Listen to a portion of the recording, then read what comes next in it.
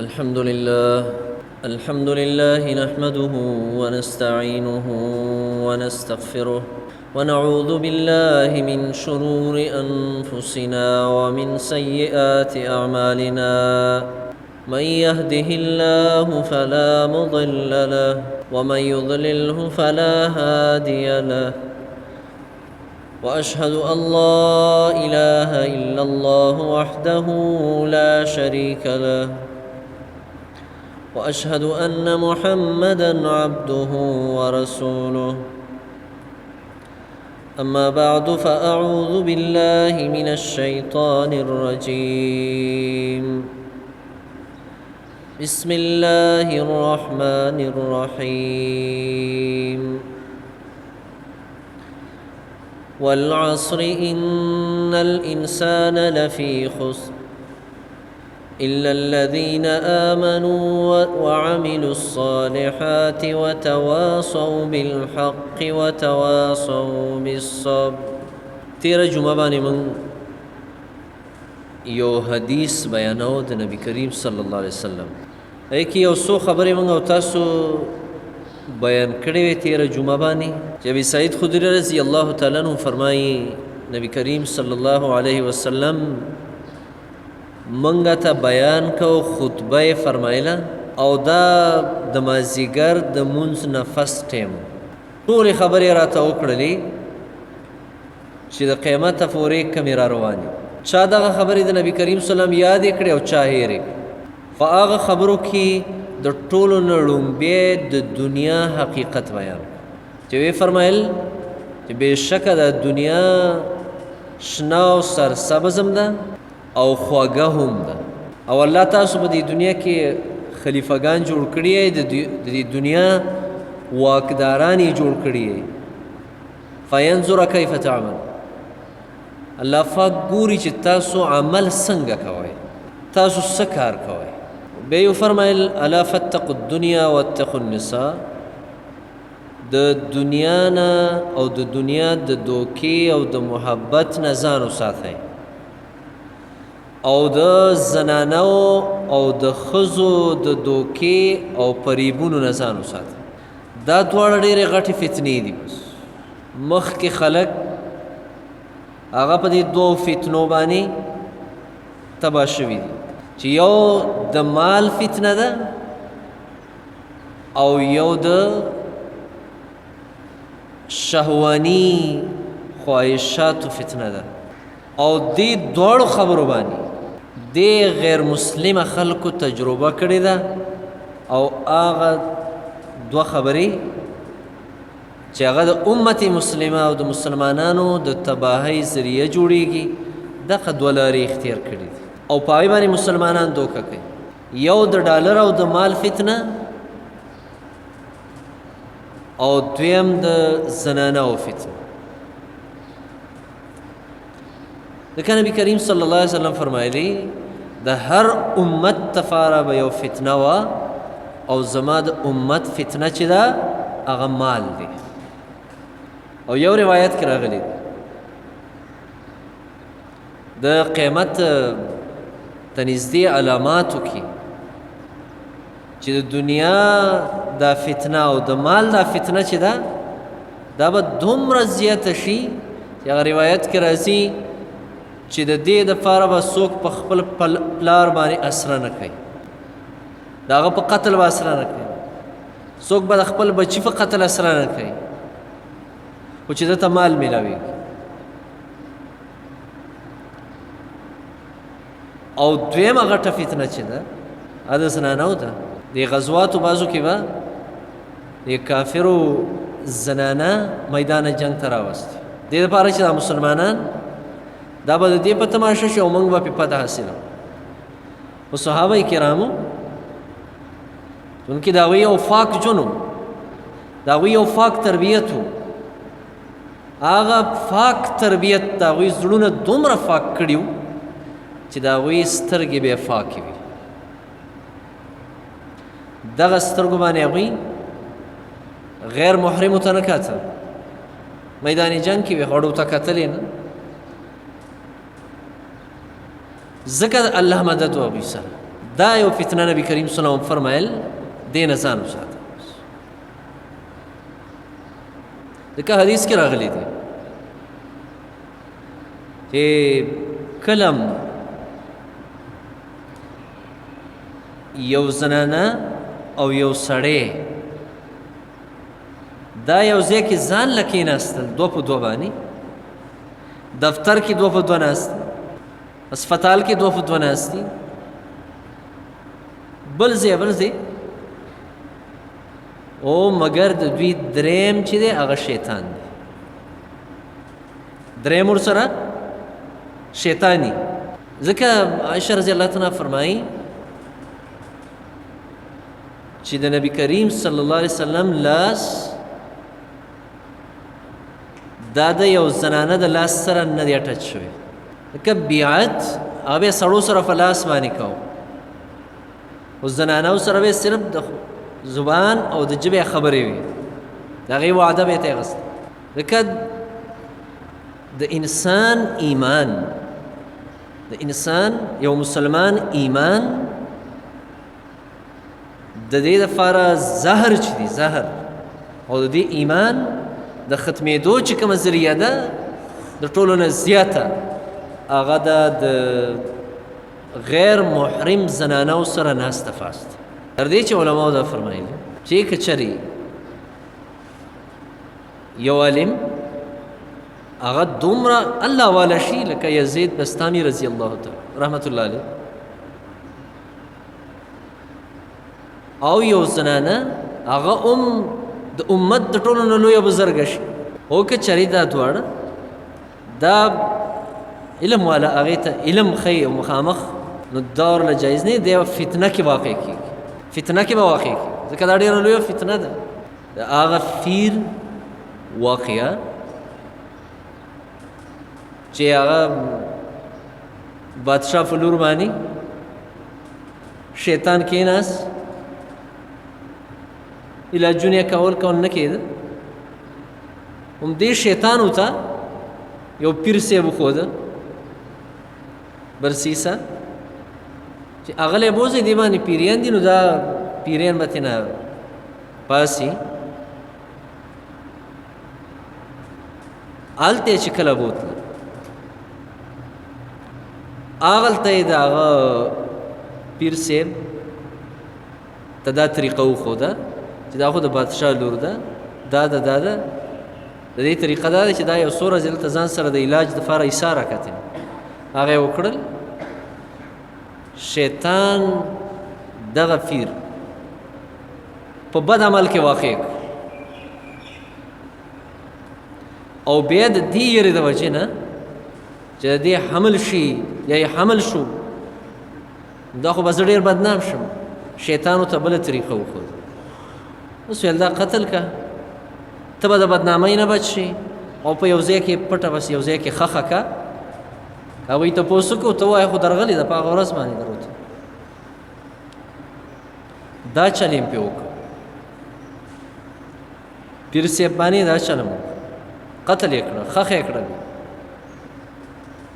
شیطان لاړ هلته هغه ته یې وویل چې هغه ستاسو جنۍ چې وه هغه خو هغه پیر سره بدعملي وکړه او د هغې نه فس یې قتل کړه او پلانکي ځای کې خښه کړې.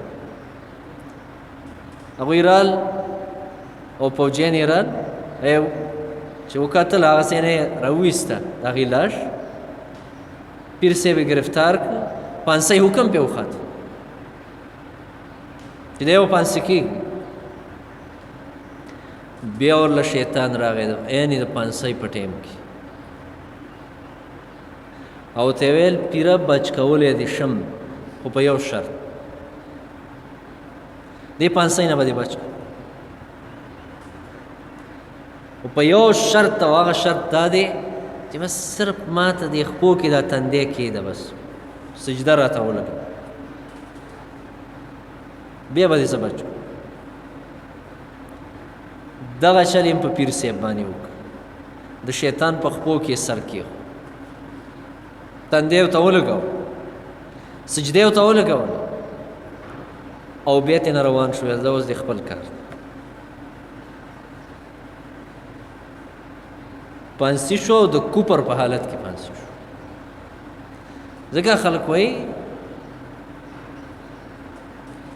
چې بې علمه شیخي کې چې بې علمه شیخي کې نو دا کوپر دی بس.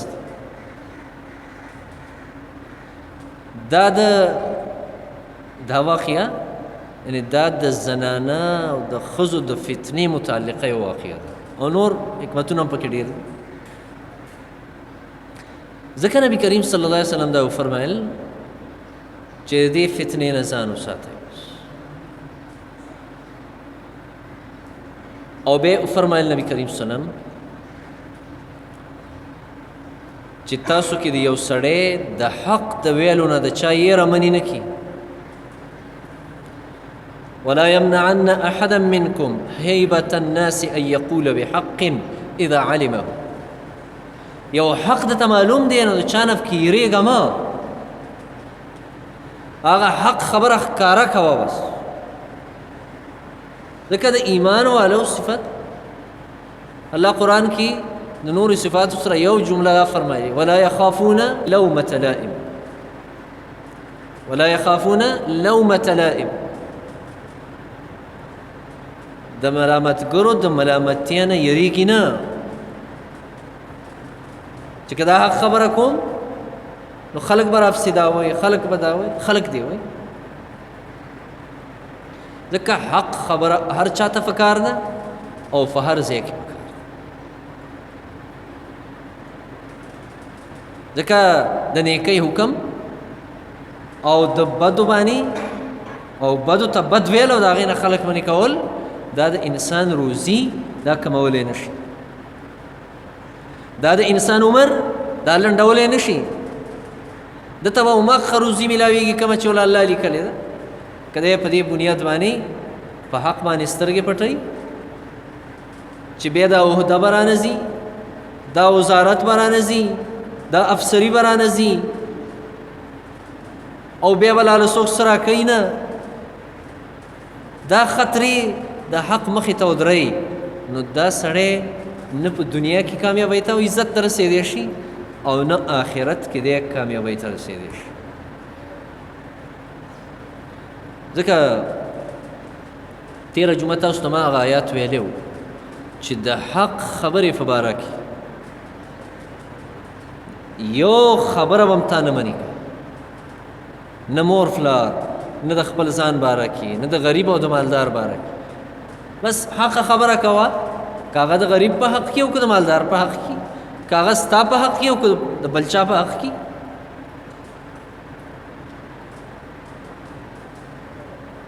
ځکه نبی کریم صلی الله علیه وسلم دا فرمایل چې تاسو کې د یو سړی د حق نه د چا یېره منې نه کړي او بندي نه کړي. د چا نه یېري ځکه حدیث کې راغلی دی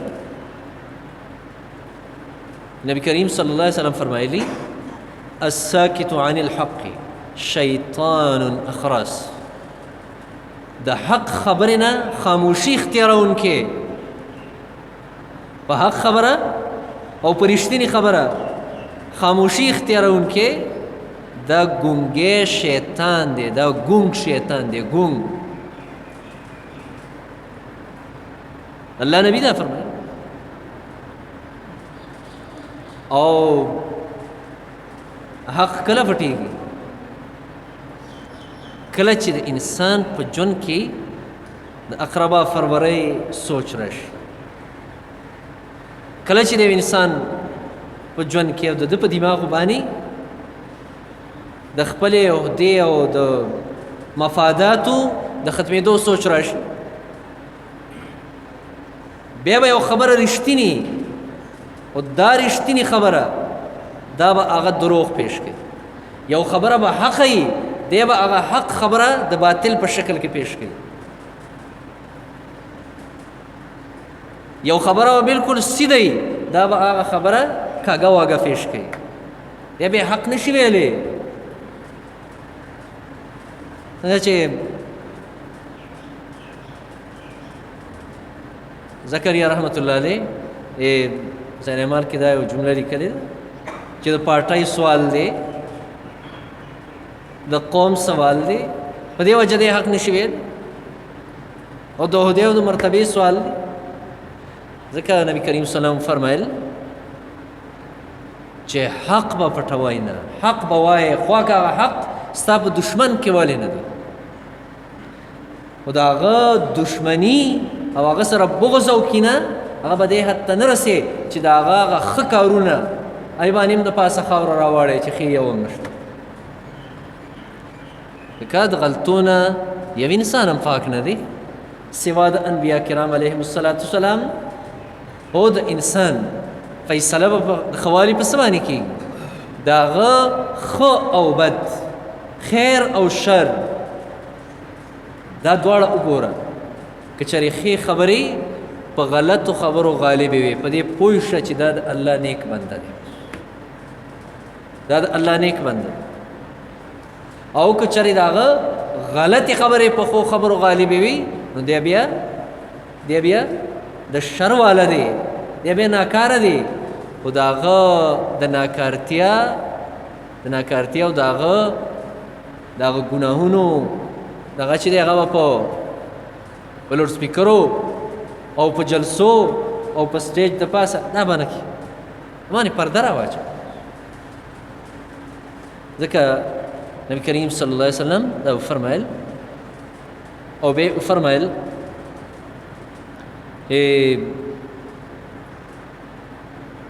ابن ادم، یعنی انسانانو کې درې قسمه انسانان دي، درې قسمه. یو هغه انسان دی ومنهم من یولد مؤمنا ویحیا مؤمنا ویموت مؤمنا.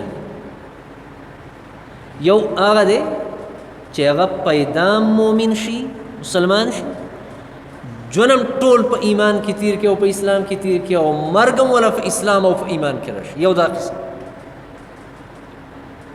ومنهم من یولد کافرا ویحیا کافرا ویموت کافرا. دویم هغه خلک چې هغه پیدا شوی کافر دی، کافر په کور کې پیدا شو، دا هغه جنم د کافر دی، او هغه چې مرګ راځي کفر کې راځي، کافر مري هم. او سب کې هغه دی ومنهم من یولد مؤمنا ویحیا مؤمنا ویموت کافرا. څه هغه دی چې پیدا شوی مسلمان دی او ژوند یې د مسلمانانو دی، ژوند یې د مسلمانانو، او په آخره کې چې مرګ وله راشي نو په کفر کې وله راشي. الله هم دې دې نه وساتي. دا ډېره خطرناکه خبره ده چې یو سړی د مسلمان په کور کې پیدا شو، ټول ژوند اسلام کې تیر کړ، او په آخره کې د کافر مړ شو. حدیث کې راغلی دی چې یو سړی الله د رحم او د هدایت حوالې سره دا خبره ده. نبی کریم صلی الله علیه وسلم فرمایي یو سړی به ټول عمر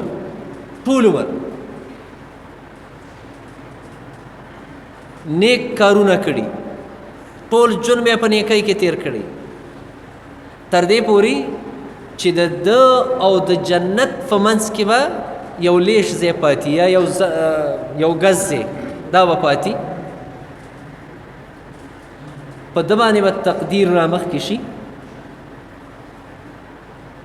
او په آخره کې به دی داسې د کفر کار وکړي، آخره خاتمه به خرابه شي او اسی به کفر کې لاړ شي، حالان کې د ده جنت ته لږ ځای پاتې. او یو حدیث کې داسې راغلی چې دی به دغه شان مسلماني او جنت ته به لږه فاصله ده ته پاتې، خو دی آخري ژوند کې د مرګ په وخت کې دی به د ظلم وصیت وکړي، نو جهنم ته به لاړ شي. د ظلم وصیت، د ظلم وصیت او موږ تاسو پیژنو، پوهېږو پې څنګه چې عام زموږ او ستاسو ژوند دی. د ظلم وصیت دا دی چې ګوره دا چې څه دي را سره دا به د هلکانو بیا تقسیم کوي تاسو خپلو، او لوڼه به خپل کار کوي. دا د ظلم وصیت دی. او دا د ظلم وصیت دی او دا ظلم دی. حدیث کې راغلی دی چې یو سړی داسې دی چې الله له څه ورکړي دي او د ده وارثان څوک بچو کې نشته دی او دی ووایي یاره ما نه چا ته به پاتې کېږي خو دې رونو ته او رینونو ته پاتې کېږي هېڅ یې ترې خرڅه کړمه بس دا د دنیا لړې شړې به پرې وکړم. دا ظلم دی دا ظلم دی. بعضې وختونو کې موږ او تاسو وله دا یو دعوت ورکوو موږ دا پښتانه څه پکې چا ته نه پاتې کېږي خرڅ یې که لاړ شه څه حجونه پرې وکړه عمرې پرې وکړه. دا ظلم دی. الله تعالی د حج او د عمرې طاقت چې کله ورکړه وبېږي. ځکه د الله نبي عبدالله بن جابر رضی الله تعالی عنه هغه ته وفرمیل چې انک ان تذر ورثتک اغنیاء خیر من ان تذرهم عالة یتکففون الناس.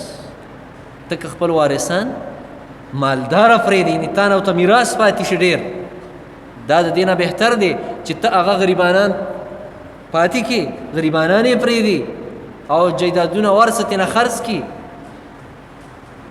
او هغه بیا غریبانان پاتې او یتکففون الناس کله یو ته لاس کله بل ته لاس نیولی کله بل ته لاس نیولی. دا ظلم دی.